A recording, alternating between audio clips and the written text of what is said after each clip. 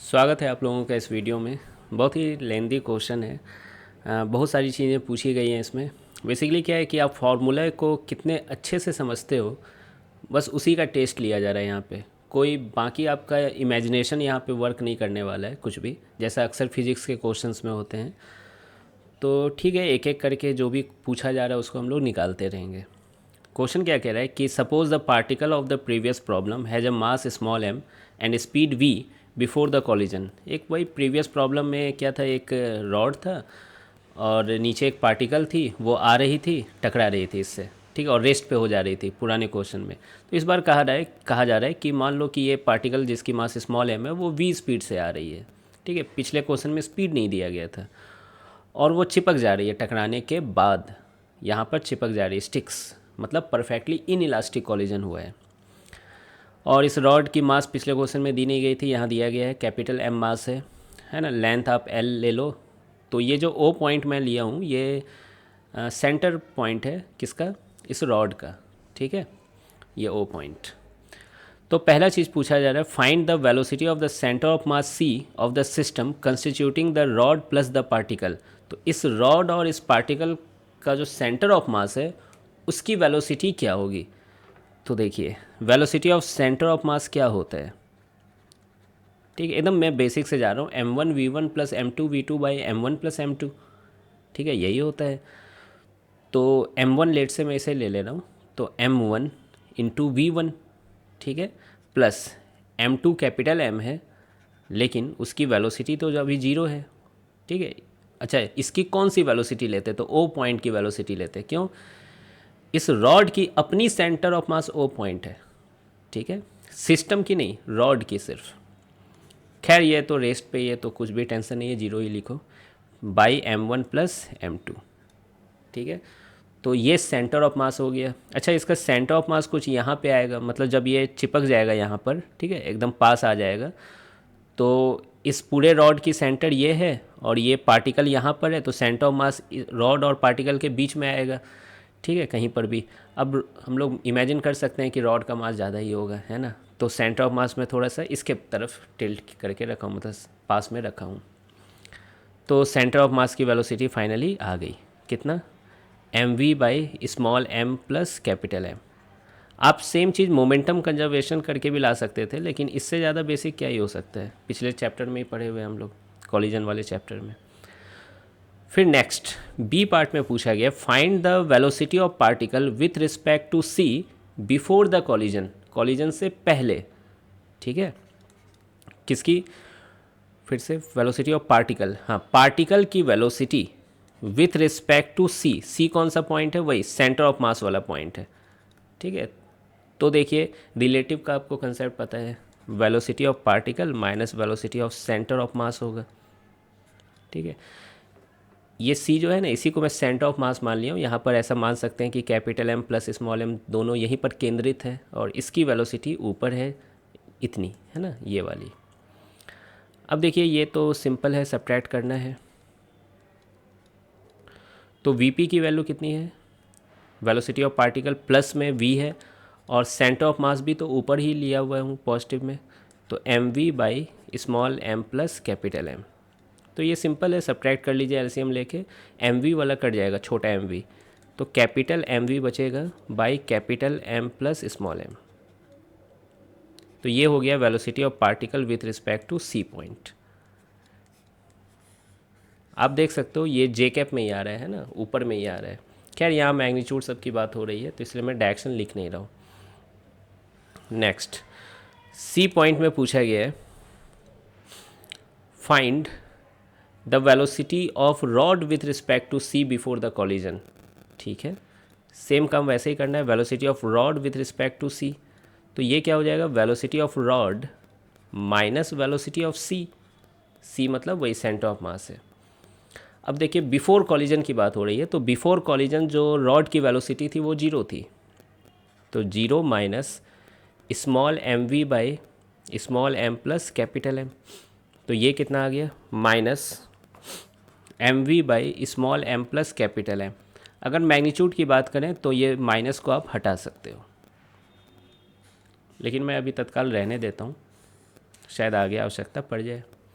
तो ये माइनस क्या बता रहा है कि सेंटर ऑफ मास पर बैठकर अगर आप रॉड को देखोगे तो लगेगा कि रॉड नीचे आ रहा है, और पार्टिकल को देखोगे तो लगेगा कि पार्टिकल ऊपर जा रहा है।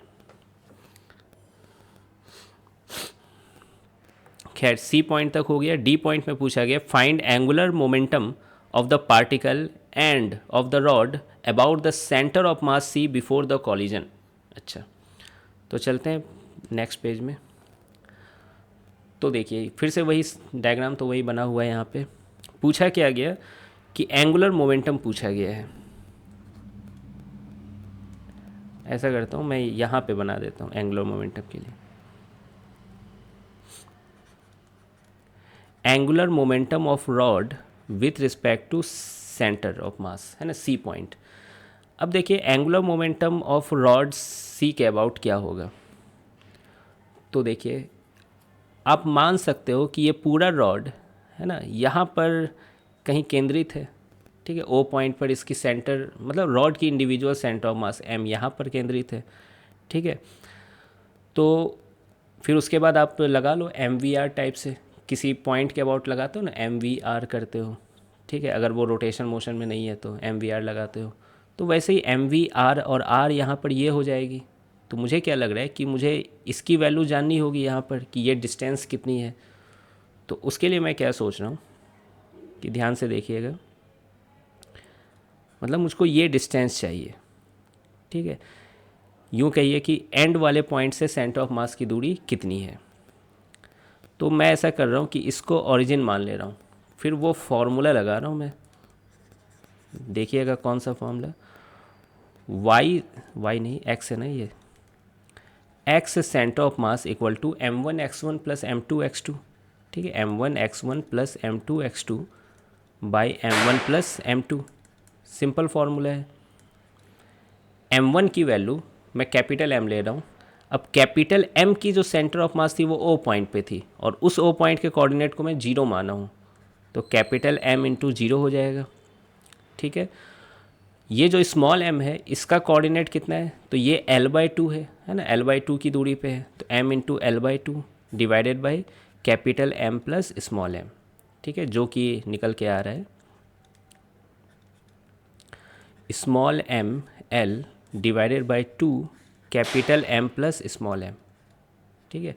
तो ये जो आई है एक्स सेंटर ऑफ मास, ये ओरिजिन से आई है, तो ओरिजिन तो यहाँ माना था, यानी इसकी वैल्यू आई है कितनी, ml/2 capital M plus small m। ये वैल्यू कैसे निकालोगे, तो ये पूरा L/2 है, L/2 से सब्ट्रैक्ट कर दो।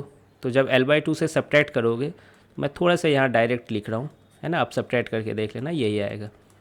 दूसरा काम ये भी कर सकते थे कि सर ओरिजिन इधर ले लीजिए, हाँ ठीक है, उनको ज़्यादा आसान लग रहा है सब्ट्रैक्शन से, ओरिजिन इधर ले लो तो m इंटू L/2 हो जाएगा और स्मॉल m इंटू 0 हो जाएगा, तो ये आने लगेगा, ठीक है। तो ये आ गया हम लोग का। हाँ, अब नेक्स्ट काम है जो हम लोगों से पूछा गया है, एंगुलर मोमेंटम रॉड की with respect to centre of mass, यानी सी पॉइंट। तो मैं फॉर्मूला लगा रहा हूँ, m velocity of rod with respect to centre of mass into r, m v r. Sine theta भी होता है, और थीटा की वैल्यू यहाँ पर क्या है, 90 डिग्री है, ठीक है ना। ये फॉर्मूला होता है, ऐसे एम वी आर होता है, लेकिन वो जब जिस पॉइंट के अबाउट लगाते थे अक्सर वो पॉइंट रेस्ट पे रहा करती थी। आज ये जो सी पॉइंट है वो रेस्ट पे नहीं है, इसलिए हमें रिलेटिव में यूज करना पड़ रहा है, ठीक है। अब देखिए velocity of rod with respect to centre of mass क्या था, ये तो पीछे अभी अभी निकाले हैं, ये वाला था small m v by capital M plus small m, तो इसी को मैं यहाँ यूज कर रहा हूँ। तो small m v by small m plus capital M, sine 91 होता है, और r की वैल्यू क्या हो जाएगी, तो r की वैल्यू ये हो जाएगी, ठीक है, ml/2 capital M plus small m। आप इसको सॉल्व कर लो तो सिंपल है,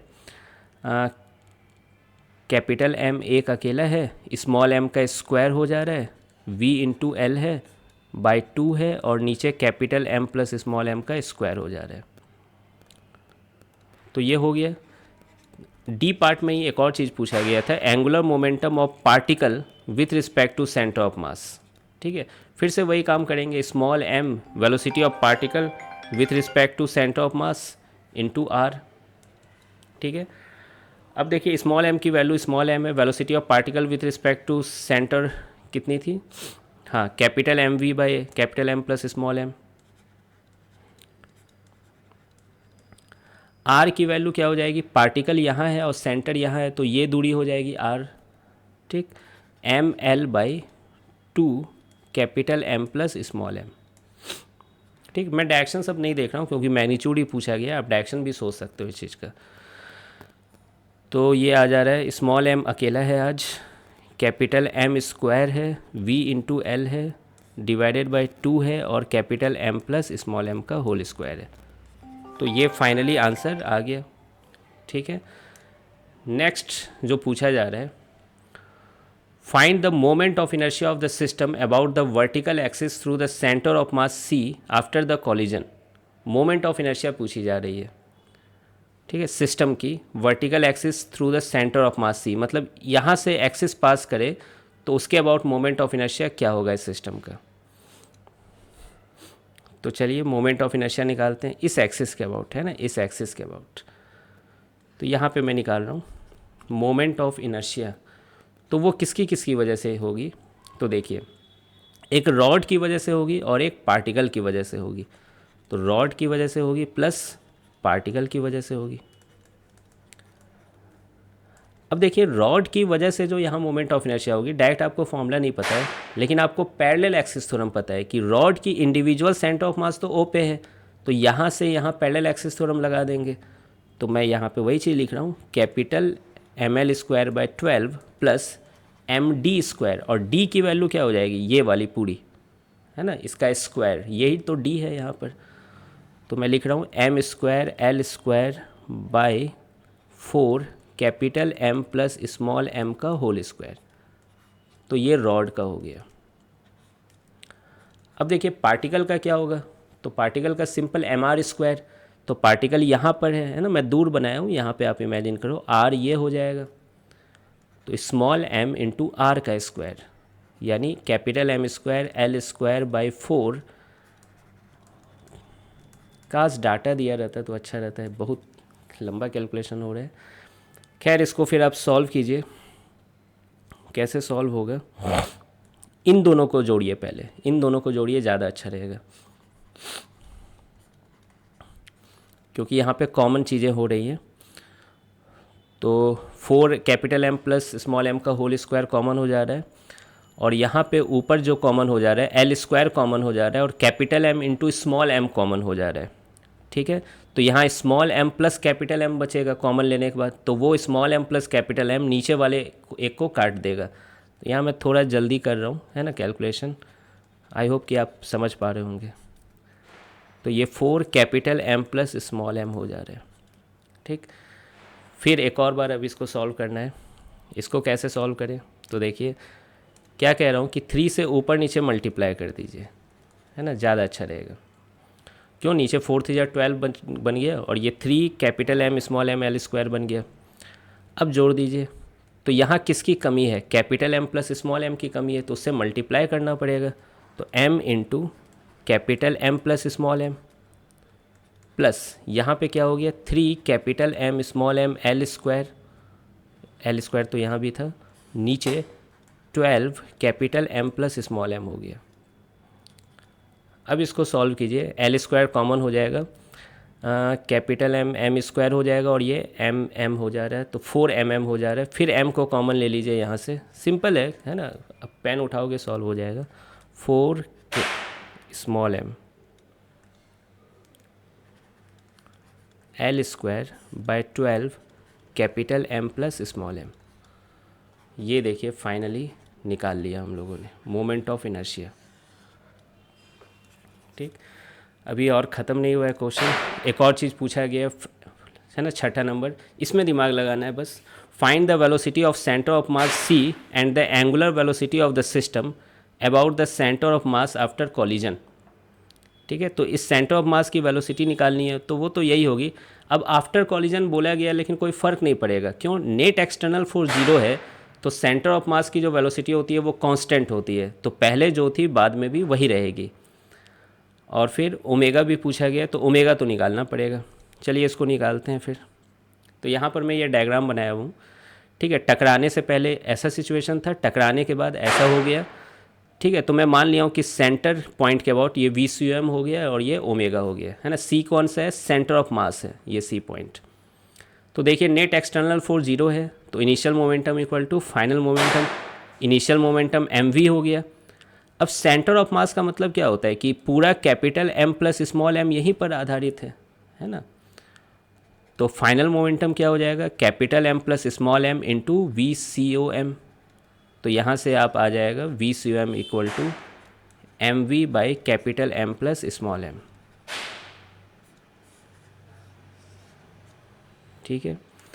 नेक्स्ट, अब देखिए ओमेगा निकालना है, तो वहाँ पे भी मैं यही कर रहा हूँ। सेंटर ऑफ मास पॉइंट के अबाउट, सी पॉइंट के अबाउट नेट एक्सटर्नल टॉर्क 0 है, तो क्यों ना L initial equal to L final कर देते हैं, ठीक।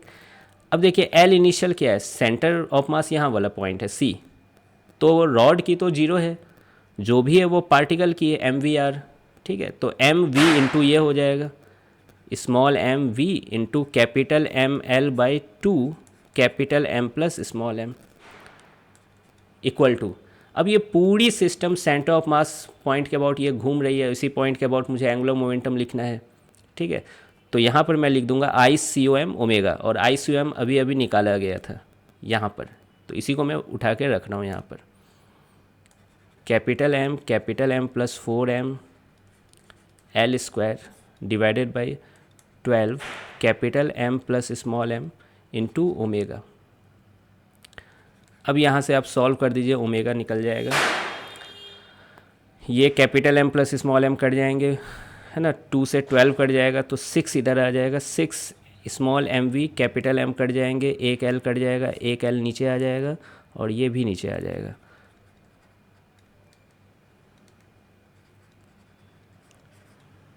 तो ये देखिए फाइनल ये आंसर भी आ गया।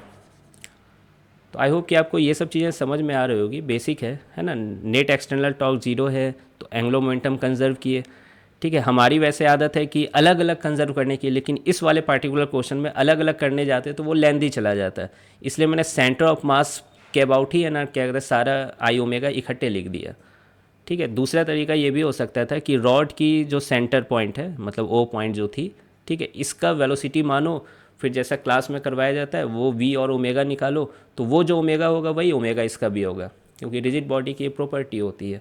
लेकिन वो तरीका बहुत लेंदी जाता है, यहाँ पर एक लाइन में भी सॉल्यूशन आ रहा है। तो आई होप कि आपको ये सॉल्यूशन समझ में आ गया होगा। मिलते हैं फिर नेक्स्ट वीडियो में।